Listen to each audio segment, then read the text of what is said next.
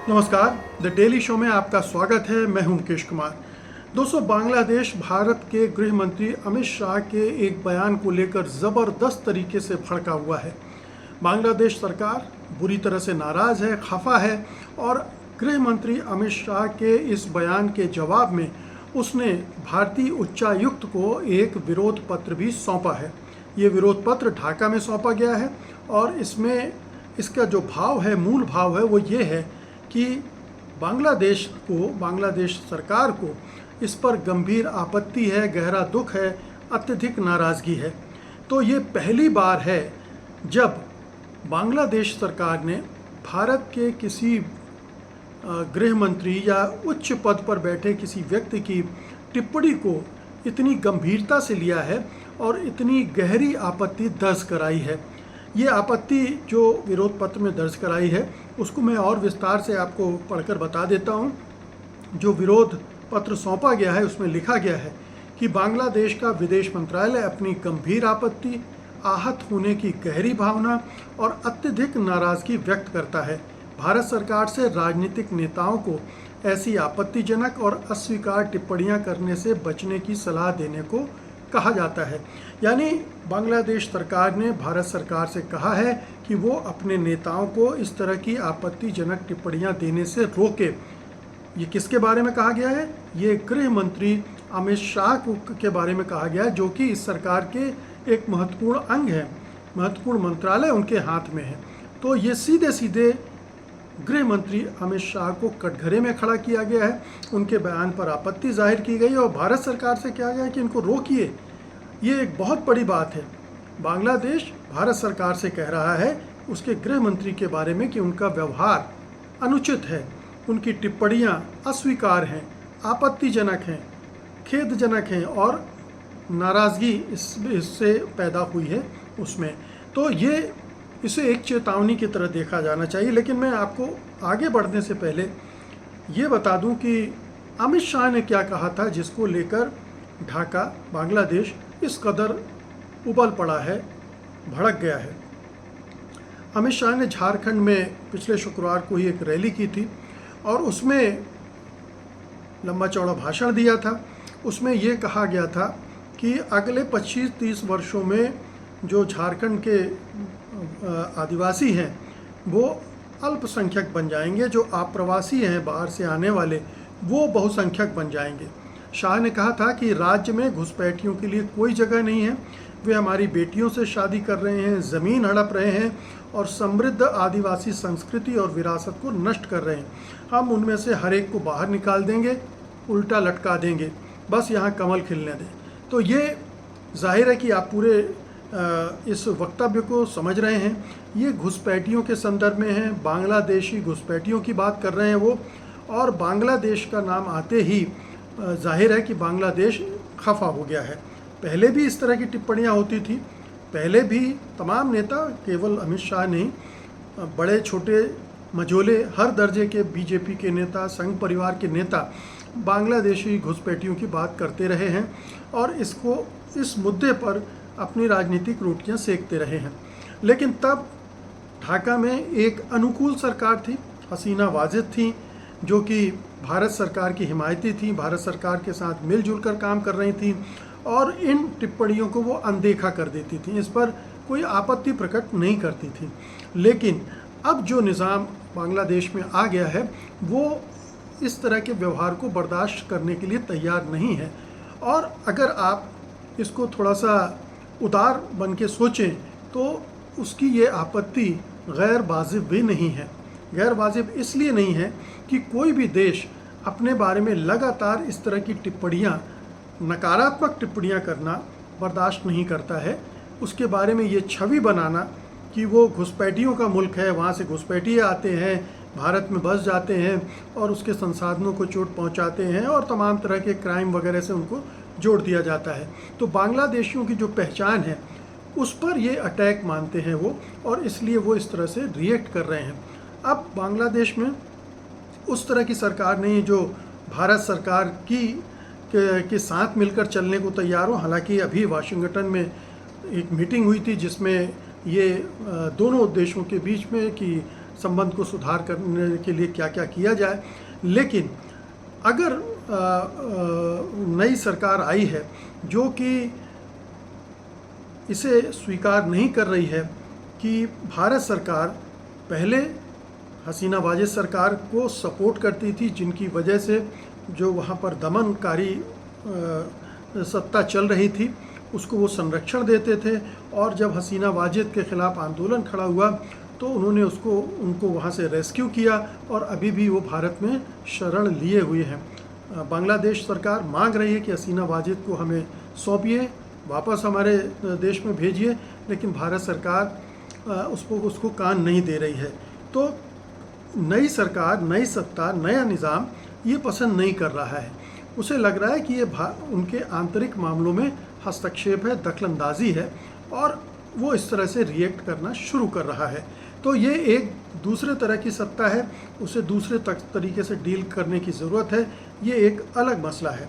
लेकिन सवाल उठता है कि अमित शाह जो इस देश के गृह मंत्री हैं, जिन्हें इतनी समझ होनी चाहिए कि स्थितियां बदल गई हैं, और अब अगर वो इस तरह की टिप्पणियां करेंगे तो उसके नकारात्मक संबंध होंगे, नकारात्मक प्रभाव पड़ेंगे और संबंध बिगड़ते जाएंगे। पहले ही संबंधों में तनाव आ चुका है, खटास आ चुकी है, और अगर इस तरह से बयानबाजी करते रहे तो वो ये संबंध और ख़राब हो सकते हैं, और उसका नुकसान भारत के लिए बहुत दूरगामी हो सकता है। तो अमित शाह भारत सरकार की एक बड़ी प्रमुख हस्ती हैं, लेकिन उनको इस तरह से गैर जिम्मेदाराना तरीके से टिप्पणियाँ करने से बाज आना चाहिए था, वो उन्होंने नहीं किया। हमें ऐसा लगता है कि अमित शाह अभी भी गुजरात की अपनी जो सोच है उससे बाहर नहीं निकल पाए। उन्हें इस बात का शायद एहसास नहीं है कि वो अब भारत जैसे विशाल देश के गृह मंत्री हैं। भारत के बहुत सारे पड़ोसी मुल्क हैं, और भारत के जो सत्ताधीश हैं, जो सत्ता में बैठे लोग हैं, उनका व्यवहार कितना संयमित होना चाहिए, उनकी ज़ुबान कितनी इस्तेमाल करना चाहिए, किस तरह से अंकुश लगा के उसका इस्तेमाल करना चाहिए, ये समझ अभी 10 साल में भी अमित शाह को या बहुत सारे मंत्रियों में डेवलप नहीं हुई है। तो ये जो अभियान, जैसा मैंने कहा कि बांग्लादेशियों के खिलाफ अभियान चलाना भारतीय जनता पार्टी के नेताओं का, भारतीय जनता पार्टी और संघ परिवार का पुराना एजेंडा रहा है। वो इस आधार पर अपने चुनाव लड़ती हैं, वोट बैंक बनाते हैं, बहुसंख्यक समुदाय में एक फियर मॉन्गरिंग करते हैं, भय का वातावरण बनाते हैं, उनके मन में जो बांग्लादेश से आने वाले हैं उनके प्रति घृणा भाव पैदा करते हैं, और इस तरह से अपना एक वोट बैंक बनाते हैं। जितने भी बॉर्डरिंग स्टेट्स हैं बांग्लादेश के, उन सब राज्यों में बीजेपी की ये जो रणनीति है, चुनावी रणनीति, उसमें बांग्लादेश घुसपैठिए एक प्रमुख मुद्दा है। असम में तो सबसे पहले इसकी शुरुआत हुई थी, असम में आंदोलन भी चला था बांग्लादेशियों के खिलाफ, और अभी जो मौजूदा सरकार है वो हर दूसरे दिन बांग्लादेशियों पर टीका टिप्पणियाँ करती रहती है। हालांकि वहाँ पर एनआरसी हुआ और उसमें पाया गया कि जो 19 लाख, केवल 19 लाख, बात तो 1 करोड़ और 1.25 करोड़ बांग्लादेशी घुसपैठियों की होती है, लेकिन केवल 19 लाख बांग्लादेशी पाए गए, और उसमें से 13 लाख के आसपास हिंदू बांग्लादेशी थे, यानी मुसलमान बांग्लादेशियों की संख्या बहुत कम थी। और इससे जो पूरा अभियान था उसको वो पंचर हो गया बीजेपी का, और लेकिन वो बात उन्होंने ख़त्म नहीं की, उसको स्वीकार नहीं किया है। हिंदू जो घुसपैठिए हैं या जो बांग्लादेश से आए हैं उनको वापस नहीं करना है, इसलिए अलग से उनके लिए प्रावधान किए जा रहे हैं। तो एक डबल स्टैंडर्ड उसने यहाँ भी अपना रखा है। लेकिन सवाल उठता है कि अगर बांग्लादेशी घुसपैठियों की समस्या इतनी बड़ी थी आपकी नज़र में, तो आप 10 साल से क्या कर रहे थे? झक मार रहे थे? 10 साल में आपने कितने बांग्लादेशियों को पहचान की, कितनों को डिपोर्ट किया? उस समय तो आपके अनुकूल सरकार थी, हसीना वाजेद थी, आप उनसे बात करके इस समस्या को सुलझा सकते थे, लेकिन आपने इसमें रंच मात्र दिलचस्पी नहीं दिखाई, या आपने उस दिशा में कोई काम करना ज़रूरी नहीं समझा, जिसकी वजह से या तो ये समस्या थी ही नहीं, आप उसको समस्या के रूप में प्रस्तुत करते रहे हैं, या फिर समस्या थी और आप उसको बनाए रखना चाहते हैं, या फिर आपको समस्या सुलझाने में कोई दिलचस्पी ही नहीं है, आपको सिर्फ वोट कबाड़ने में दिलचस्पी है और इसलिए आप इस मुद्दे को हर चुनाव में खड़ा करने की कोशिश करते हैं। तो ये हो सकता है कि चुनाव में आपको थोड़ा बहुत फ़ायदा देता हो, लेकिन जहाँ तक भारत के इंटरेस्ट का सवाल है, देश के हितों का सवाल है, उस पर इससे कुठाराघात हो रहा है, इससे नुकसान हो रहा है भारत का, क्योंकि उसकी छवि नकारात्मक बनती है। जो पड़ोसी मुल्क हैं उनको लेकर, ख़ासतौर से बांग्लादेश के साथ जो संबंध हैं वो और डिटेरियोरेट होते जा रहे हैं इस अभियान की वजह से। एक तो ये है कि आप देख ही रहे हैं कि जितने भी पड़ोसी मुल्क हैं भारत के, सब जगह अब भारत विरोधी किस्म की सरकारें बन गई हैं।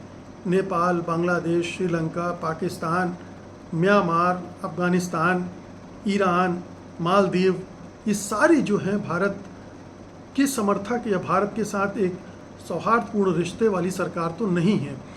ऐसे में ये जिम्मेदारी बन जाती है भारत के जो शीर्ष नेतृत्व हैं कि वो बड़ी समझदारी से काम करें। हालांकि अगर समझदारी से काम किया होता तो ये नौबत ही नहीं आती।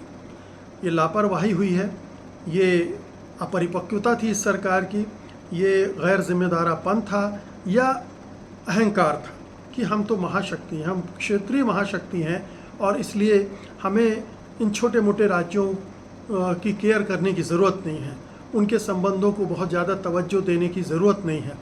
तो ये इसकी वजह से लगातार नुकसान होता रहा और आप जो अहंकार प्रकट करते रहे क्षेत्रीय शक्ति होने का, उससे एक मैसेज ये चला गया कि आप दादागिरी करना चाहते हैं, आप बिग ब्रदर वाला एटीट्यूड रखते हैं अपने पड़ोस के छोटे मुल्कों के प्रति, और उसका एक और नकारात्मक उसकी प्रतिक्रिया होती, न केवल सरकारों के स्तर पर बल्कि वहाँ की जनता भी इसे नापसंद करती है।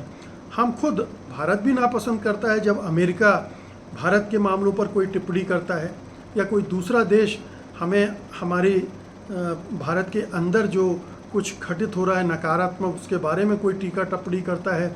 मानवाधिकार को लेकर टिप्पणियाँ आती हैं, जो धार्मिक भेदभाव इस देश में एकदम से बढ़ गया है, अल्पसंख्यकों को टारगेट कर रहे हैं सत्तारूढ़ दल, इन सब को लेकर जब वहाँ से रिपोर्ट्स आती हैं तब कैसे जयशंकर प्रसाद जो हैं उबल पड़ते हैं।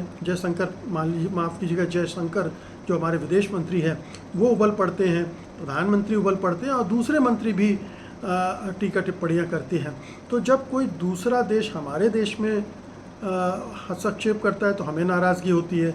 ऐसे ही कोई दूसरा देश दूसरे देश में जब हम हस्तक्षेप करेंगे तो जाहिर है कि उसको भी नाराज़ होने का अधिकार है। तो ये जो बिग ब्रदर वाला एटीट्यूड है उसको छोड़ना होगा। सबसे अहम बात यह है कि इस सरकार को जो अंतर्राष्ट्रीय संबंध में कितनी संवेदनशीलता होती है, उनको कैसे हैंडल करना चाहिए, इसकी समझ नहीं है।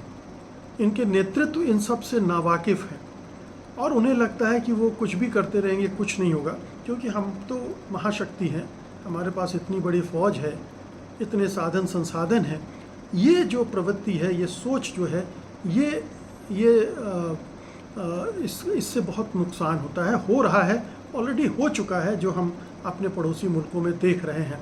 तो ये एक तरह का अलार्म बेल है, ये एक खतरे की घंटी है जो बांग्लादेश ने बजा दी है अमित शाह के बयान को लेकर, और ये चेतावनी है, इसको बहुत ही संजीदगी के साथ लेना चाहिए, क्योंकि अगर इस तरह का ये क्रम चला और बयान आए तो हो सकता है बांग्लादेश फिर उलट के कुछ और भी बोलने लगे और उस गर्मा गर्मी में हमारे रिश्ते और बिगड़ते चले जाएं, और फिर दूसरे पड़ोसी देश भी जब इस नोक झोंक को देखेंगे तो उनमें भी प्रतिक्रिया होगी। तो ये जो पूरा सोच है इस सरकार का, उसको बदलने की ज़रूरत है, और अमित शाह को तो पक्की तौर पर बदलने की ज़रूरत है, क्योंकि वो इस तरह की हल्की, फूहड़ और घटिया टिप्पणियां करने के लिए बदनाम है। उनके पास बहुत ही शालीनता नाम की चीज़ उनमें बहुत कम पाई जाती है। और जब तब वो इस तरह की टिप्पणियाँ, चाहे वो अपोजिशन लीडर के खिलाफ़ करते हो, अपोजिशन पार्टी के खिलाफ़ करते हो, या पड़ोसी मुल्कों को नाराज़ करने वाली टिप्पणियाँ कर देते हैं। तो ये ध्यान में रखने की ज़रूरत है। ये एक चेतावनी है, चेतावनी को गंभीरता से लिया जाना चाहिए। बहुत बहुत शुक्रिया आपका, धन्यवाद, नमस्कार।